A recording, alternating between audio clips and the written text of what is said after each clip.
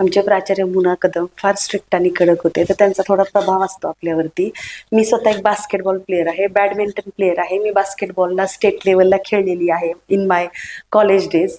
आणि जो तुमचं कॉलेज आणि स्कूल तुम्हाला घडवत असतं, त्यामुळे खेळाची आवड आहे, गायनाची आवड आहे आणि थोडी थोडी अभिनयाची पण आवड आहे. कोइन्सिडेंटली नागराज मंजुळे हे माझे क्लासमेटच आहेत, त्यामुळे आम्ही अमिताभ बच्चनचं झुंड पिक्चरचं शूटिंग बघायला गेलो होतो, की आम्हाला शूटिंग बघायचंय.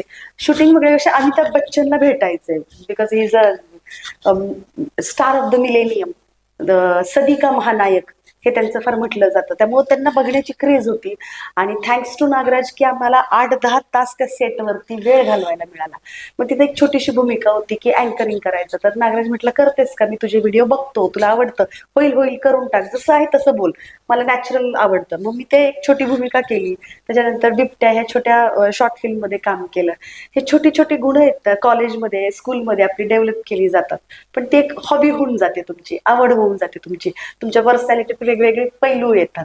त्यामुळं ह्या गोष्टीची आवड कायम राहणार आहे. गायन, अभिनय, ह्या गोष्टी till the end of life तुमच्याकडे राहिलेच पाहिजे. हॉबी तुम्हाला जिवंत ठेवते, त्यामुळे हे राहील नेहमी.